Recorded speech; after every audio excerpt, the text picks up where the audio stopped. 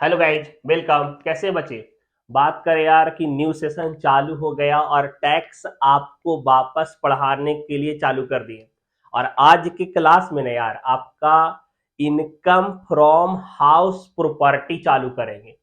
Tax का एक head है आपका इनकम फ्रॉम हाउस प्रॉपर्टी। देखिए, आप 5 हेड आपको पढ़ना है।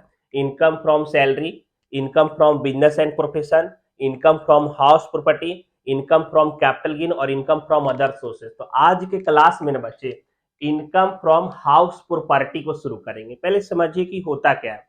देखिए, कोई भी पर्सन अगर अपने घर को, अपने प्लॉट को, अपने अपार्टमेंट को अगर रेसिडेंशियल पर्पस के लिए या फिर बिजनेस पर्पस के लिए किसी को किराए पे दे दिया है और इनकम जनरेट कर रहा है, तो वह इनकम उनका टैक्सेबल हो जाएगा under income from house property. Clear? समझिएगा। देखिए, if any person let out his house an apartment for residential or business purpose and generate income, that income is computed under income from house property। अगर किसी के पास कोई घर है, कोई property है और अगर अपने घर को या प्रॉपर्टी को किसी रेंटल पर्पस के लिए दे रहा है और पैसा जनरेट कर रहा है, तो income income from house property में कंप्यूट हो जाएगा। देख रहे हैं यहाँ पे क्या कर रहा है, एक बंदा अपने घर को किराए पे दिया और यह इनकम इनका इनकम फ्रॉम हाउस प्रॉपर्टी में कंप्यूट किया जाएगा। ठीक है। अब आज के क्लास में हम लोग इंपॉर्टेंट टर्म पढ़ेंगे। ध्यान दीजिएगा। दिख रहा है? सुन रहा है? हाँ,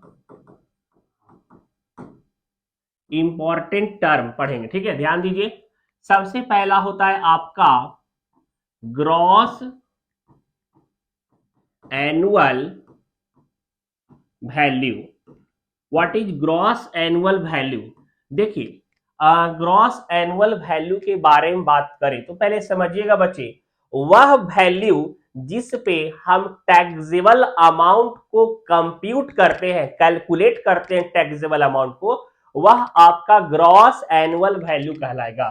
जैसे यहां देखिएगा, यहां पे हमने लिखा है the annual value of a property is the sum of which a property is reasonably expected to be let from the year to year. Hence the annual value is a house property is the amount of notional rent which could have been derived had the property been let। यहाँ पे क्या होता है ना कि आपका जिस मतलब आपका जो घर का वैल्यू का एनुअल रेंट होगा, जिस पे आप चार्ज कीजिएगा टैक्सेबल अमाउंट को, वह वैल्यू आपका ग्रॉस एनुअल वैल्यू कहलाता है। ठीक है। और ग्रेस एनुअल वैल्यू को हम लोग कंपेयर करके निकालते हैं, जिसमें आपका कंपेयर करते हैं एक्चुअल रेंट से, फेयर रेंट से, म्युनिसिपल वैल्यूएशन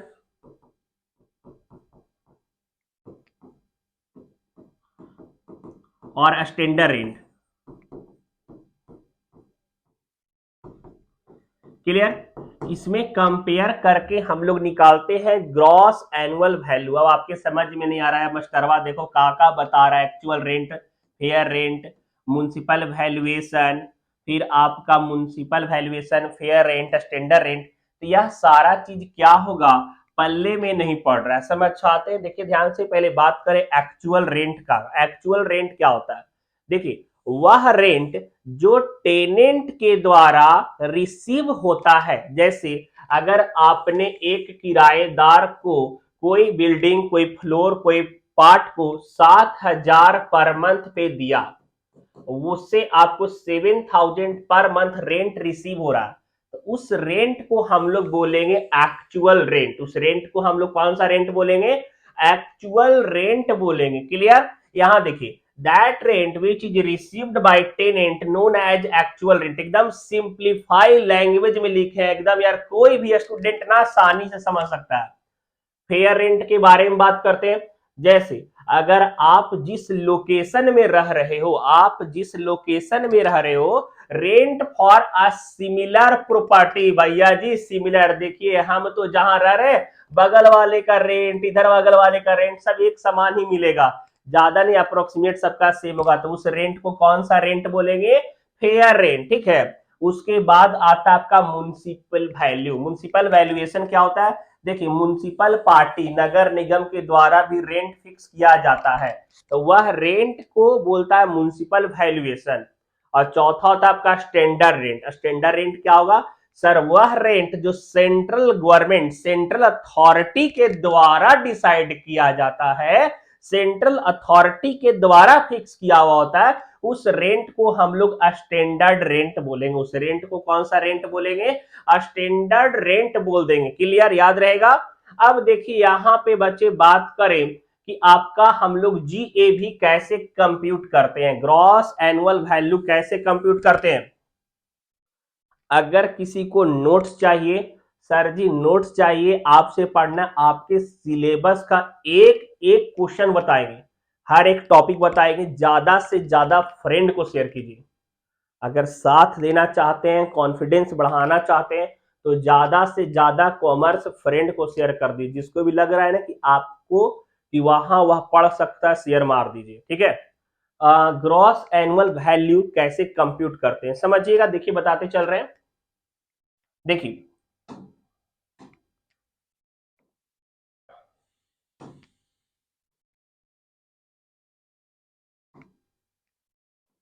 देखिए बात करें, सबसे पहले ग्रॉस एनुअल वैल्यू कंप्यूट करने के लिए होता है आपका रेंट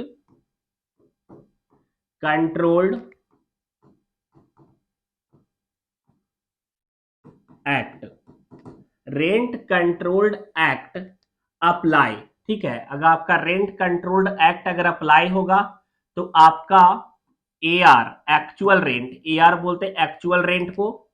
दूसरा एफआर, एफआर फेयर रेंट को बोलते हैं। और तीसरा आपका म्युनिसिपल वैल्यूएशन। याद रखिएगा, एकदम समझिए slowly. Actual rent, fair rent और म्युनिसिपल वैल्यूएशन, ठीक है। और स्टैंडर्ड रेंट, यह चारों दिया हुआ होता है। जब रेंट कंट्रोल्ड एक्ट अप्लाई होगा तो यह चारों दिया हुआ रहेगा। चार कौन कौन सा? एआर दिया हुआ रहेगा सर, एफआर दिया हुआ रहेगा, एमवी दिया हुआ रहेगा और एसआर दिया हुआ रहेगा, ठीक है। जब रेंट कंट्रोल्ड एक्ट अप्लाई होगा, और रूल क्या है आपका? इफ एफ आर और एम भी, पहला रूल क्या है? एफ आर और एम भी बोथ और any one higher to S R then both are invalid. समझिए मेरी बात को।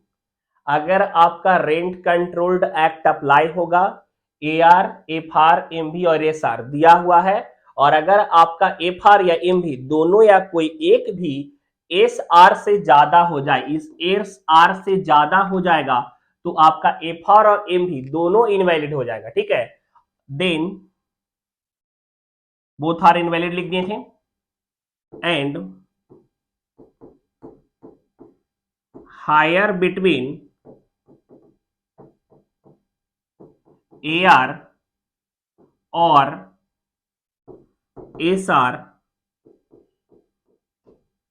known as GAV, known as GAV। यह रूल क्या बोल रहा है, सीखेंगे समझेंगे। जब आपका रेंट कंट्रोल्ड एक्ट अप्लाई रहेगा, ठीक है, और अगर आपका एआर मतलब सॉरी एफआर और एमवी दोनों या कोई एक भी एस आर से ज्यादा हो गया, ठीक है, दोनों या कोई एक भी अगर एस आर से ज्यादा हो जाएगा तो एफआर और एमवी दोनों इनवैलिड हो गया। यह आपका एफआर और यह आपका एमवी दोनों इनवैलिड हो जाएगा। और इन दोनों में एआर और एसआर में, इन दोनों में जो ज्यादा होगा, फिर उसके बाद एआर और एसआर को देखेंगे, क्योंकि ये दोनों तो इनवैलिड हो गया, तो एआर और एसआर में जो ज्यादा हो जाएगा वह आपका जीएवी, ग्रॉस एनुअल वैल्यू कहलाएगा। एग्जाम्पल दे करके बताते, ध्यान दीजिएगा। Suppose that AR actual rent है 12,000 पर मंथ, ठीक है। फेयर रेंट दिया हुआ था 10,000 पर मंथ का। म्युनिसिपल वैल्यूएशन दिया हुआ था 15,000 पर मंथ का, ठीक है, और स्टैंडर्ड रेंट दिया हुआ था 14,000 पर मंथ का, ठीक है। अब आप समझिएगा थोड़ा, आप यह देखिए कि यहाँ पे इस केस में चारों दिया हुआ है, ए आर दिया हुआ है, एफ आर दिया हुआ है, एम भी दिया हुआ है, एस आर दिया हुआ है। आप क्या बोलिएगा, सर चार दिया हुआ है और रूल में आप यह बताएं कि अगर आपका एफ आर या एम भी दोनों या कोई एक भी एस आर से ज्यादा हो जाता है, तो ज्यादा हो गया ना एम भी भाई, एम भी 15,000 हो गया और एस आर 14 ही था, तो यह दोनों इनवैलिड हो जाएगा, यह दोनों क्या हो जाएगा, इनवैलिड हो जाएगा।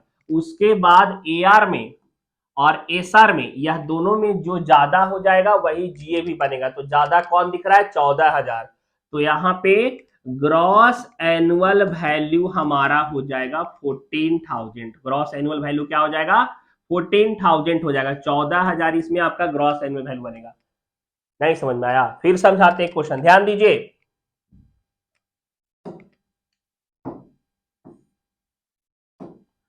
सपोज दैट ए आर आपका दिया हुआ था 1,30,000 पर मंथ, नहीं दिया हुआ है, 1,30,000 डायरेक्ट बोला, फेयर रेंट बोला 1,20,000 और एम भी बोला 1,90,000 और एस आर है आपका 1,50,000। रूल क्या था कि सर अगर एफ आर या एम भी दोनों या कोई एक भी एस आर से ज्यादा हो जाएगा तो यह दोनों इनवैलिड हो जाएगा, तो आपका यह दोनों तो इनवैलिड हो गया, इनवैलिड, क्योंकि यह इनवैलिड हो गया, इसे एग्जाम में मत काट देगा, समझाने के लिए बता रहे हैं। तो अब आपका यहाँ पे जी ए भी जो हो जाएगा वह हो जाएगा 1,50,000, क्योंकि उसके बाद ए आर में और एस आर में जो ज्यादा हो जाएगा वही जी ए भी बनेगा। क्लियर, रूल 1 याद रहेगा, समझ में आ गया। यहां भी हम देखिए, यहाँ पे लिखते चल रहे हैं सारा चीज आपका यहां देखिए rule 1, if rent controlled act applicable, ठीक है, तो यहां पे क्या लिखा हुआ देखिए, इफ एफ आर और एम भी बोथ और any one higher to S R then both are invalid, then higher between A R and S R known as GAV, उसके बाद जो एच आर या सॉरी एस आर और A are दोनों में जो ज्यादा रहेगा वो जीएबी बन जाएगा। यह आपका पहला रूल कंप्लीट। चलिए चलते हैं दूसरे रूल की तरफ, ध्यान दीजिए।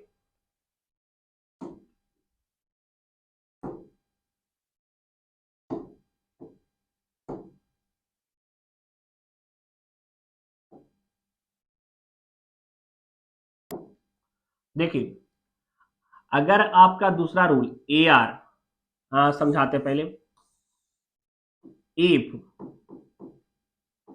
ए आर एफ आर एम भी and S r given and SR is higher among all, SR is higher among all, then SR is invalid and higher among AR FR MV known as GAV। समझिएगा, अगर आपका A R दिया हुआ है, F are दिया हुआ है, M B दिया हुआ है और एस आर दिया हुआ है, ठीक है, और सबसे ज्यादा अगर आपका एस आर ही हो जाता है, यह एस आर जो है वह सबसे ज्यादा हो जाएगा, तो एस आर इनवैलिड हो जाएगा, एस आर क्या हो जाएगा, इनवैलिड हो जाएगा। और ए आर एफ आर और एम भी इन तीनों में जो ज्यादा रहेगा वह आपका जी ए भी बनेगा, वह आपका क्या बन जाएगा, जी ए भी बनेगा, ठीक है। तो यहां पे एग्जाम्पल देखिएगा, समझाते हैं। AR सपोज डेट दिया हुआ था 10,000 per month, sorry 1,000 per month.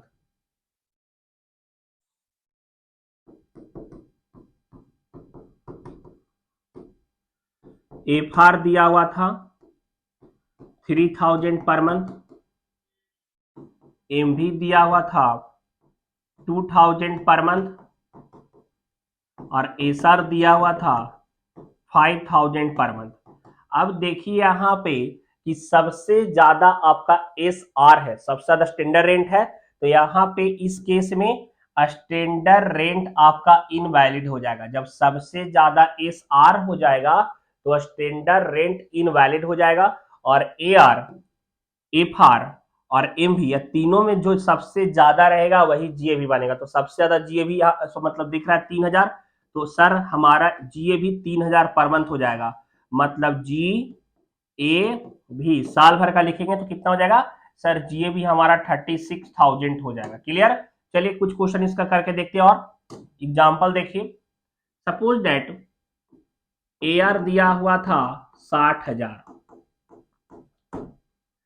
FR दिया हुआ था 50,000, MV दिया हुआ था 90,000 और SR दिया हुआ था 1,20,000। अब बोलेंगे क्या कि सर रूल में आप यह बताएं कि रेंट कंट्रोल्ड एक्ट एप्लीकेबल हो और AR, FR, MV और SR दिया हुआ है और सबसे ज्यादा अगर SR हो जाएगा तो SR इनवैलिड हो जाएगा। SR क्या हो जाएगा? इनवैलिड हो जाएगा। अब इन तीनों में जो ज्यादा है वही GAV बनेगा, तो GAV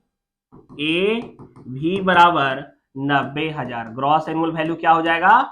90,000 हो जाएगा। क्लियर? यह भी कॉन्सेप्ट क्लियर है पक्का?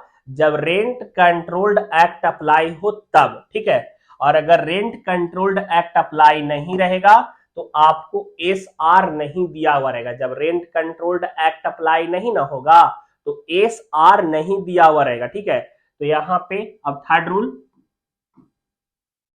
If rent controlled act not apply या एप्लीकेबल देन AR, FR और MV is given and higher among all known as GAV। Guaranteed कह रहे हैं, जैसा कॉन्सेप्ट से बता रहे हैं ना आपको GAV निकालना, आपको बहुत ही ज्यादा इजी फील होगा। कंपेयर कर लीजिएगा यार। ऐसा नहीं बोल रहा हूं कि आपको बेस्ट, लेकिन हाँ जो आपको बता रहा हूं हर एक स्टूडेंट्स के लिए बहुत ही ज्यादा इजी वे में बनेगा, ठीक है। और यह निकालने के लिए बहुत सारे स्टूडेंट कंफ्यूज रहते हैं, तो प्लीज उन तक वीडियो को शेयर कीजिएगा। तो यहाँ पे अब यहाँ पे अगर SR नहीं रहेगा, जब रेंट कंट्रोल एक्ट अप्लाई नहीं हो, तो AR, FR और MV इन तीनों में जो ज्यादा रहेगा यही आपका GAV बन जाएगा, ठीक है। तो यहाँ पे सपोज डेट एग्जाम्पल में AR दिया हुआ है 1,000, FR दिया हुआ है 1,800 और MV दिया हुआ है 2,000। तो ज्यादा MV है ना, तो यह आपका बन जाएगा GAV, ठीक है। क्योंकि रेंट कंट्रोल एक्ट अप्लाई नहीं है तो SR नहीं दिया हुआ रहेगा। एक और एग्जांपल देखते हैं। एग्जांपल AR दिया हुआ था 10,000 पर मंथ, FR दिया हुआ था 12,000 पर मंथ, म्युनिसिपल वैल्यूएशन दिया हुआ था 9,000 पर मंथ। अब बोलेंगे सर जी यह तीनों में ना रेंट कंट्रोल एक्ट तो अप्लाई नहीं है, तो AR, FR, MV दिया हुआ है और ज्यादा हमको 12,000 पर मंथ दिख रहा है, तो हमारा सर GAV जो हो जाएगा ना वह 12,000 पर मंथ वाला GAV बनेगा। तो GAV का वैल्यू बताएंगे तो 12 मंथ का निकालेंगे तो 1,44,000 हो जाएगा सर। क्लियर? तो यह आपका GAV कैलकुलेट करने के लिए तरीका था आपका। 3 मेथड, 3 रूल, यह आपका जिंदगी बदल देगा यार हाउस प्रॉपर्टी में। क्योंकि GAV स्टूडेंट्स को निकालना बहुत कॉम्प्लिकेटेड लगता है, तो एकदम इजी वे में बताएं। क्लियर। अब कुछ रूल है जो समझ लेते हैं, ध्यान दीजिएगा। सबसे पहला देखिए, अगर कोई भी सेल्फ रेसिडेंस खुद के रहने के लिए घर यूज कर रहा है, या फिर अगर कोई अपना व्यापार अगर यूज कर रहा है, लगाया हुआ अपना व्यापार का काम कर रहा है उसी घर में, तो वहां पे जीए भी नील हो जाएगा। समझ में आया। अगर अपने घर में कोई बंदा खुद व्यापार कर रहा है या फिर अपने रहने के लिए यूज कर रहा है, तो वहां पे जीए भी नील हो जाएगा, वहां पे टैक्स यहां कंप्यूट नहीं होगा। ठीक है। दूसरा, वैकेंसी। अब ऐसा थोड़ी कि हमेशा घर किराए पे लगल रहेगा, कभी कभी खाली भी न रहेगा, तो वैकेंसी को हमेशा एक्चुअल रेंट को कैलकुलेट करेंगे। वैकेंसी को हमेशा किस रेंट से? एक्चुअल रेंट से कंप्यूट करेंगे। वैकेंसी हमेशा किस पे निकालेंगे? एक्चुअल रेंट पे। अभी यार सपोज दैट कि अगर मान के चलते हैं कि आपका जीएबी, कोई भी जीएबी अगर आप निकालते और जीएबी बच्चे आपका अगर आता 90,000 रुपए, ठीक है, और बोल रहा है 2 मंथ वेकेंट था घर, 2 मंथ कितना घर क्या था? वेकेंट था, और बोल रहा है कि एक्चुअल रेंट है आपका 7,000 पर मंथ। तो सर 2 मंथ वैकेंसी था ना, कोई दिक्कत नहीं, AR 7,000 दे लेता, मतलब वैकेंसी का 14,000 यहां से हटा देंगे। क्लियर। तो वैकेंसी हमेशा एक्चुअल रेंट पे कंप्यूट करेंगे। क्लियर। म्युनिसिपल टैक्स, अगर म्युनिसिपल टैक्स किराएदार के द्वारा पेड किया जाएगा तो हम उसे नहीं माइनस करेंगे। म्युनिसिपल टैक्स जब ओनर के पैसे से ओनर के द्वारा पेड किया गया तो वह माइनस कर देंगे। लेकिन अगर म्युनिसिपल टैक्स 1,000 हो रहा था और 500 किराएदार दे रहा है, 500 ओनर दे रहा है, तो हम म्युनिसिपल टैक्स 500 ही माइनस करेंगे। वही म्युनिसिपल टैक्स का अमाउंट जो किराएदार के द्वारा, सॉरी, ओनर के द्वारा पेड किया गया, उसे माइनस किया जाएगा। क्लियर। यहाँ पे अगर किसी किसी क्वेश्चन में ना municipal tax, local authority municipal tax होता है ना, तो परसेंटेज के फॉर्म में दे देगा 20%, 15%, 18%, 10% तक किस वैल्यू का सर परसेंटेज निकालेंगे। तो म्युनिसिपल टैक्स अगर परसेंटेज के फॉर्म में दिया हुआ हो तो हमेशा म्युनिसिपल वैल्यूएशन का परसेंटेज निकालेंगे। क्लियर। हम किसका परसेंटेज निकालेंगे? म्युनिसिपल वैल्यूएशन का परसेंटेज निकालेंगे। Clear, no doubt. यहां तक क्लियर है बच्चे, कोई दिक्कत नहीं। देखिए फॉर्मेट हम आपको बता रहे हैं, फॉर्मेट कि कैसे आप बनाइएगा क्वेश्चन को। देखिए इधर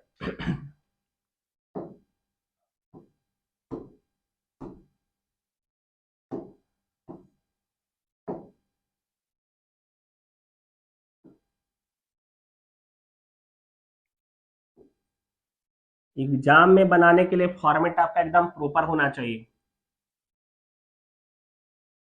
ठीक है।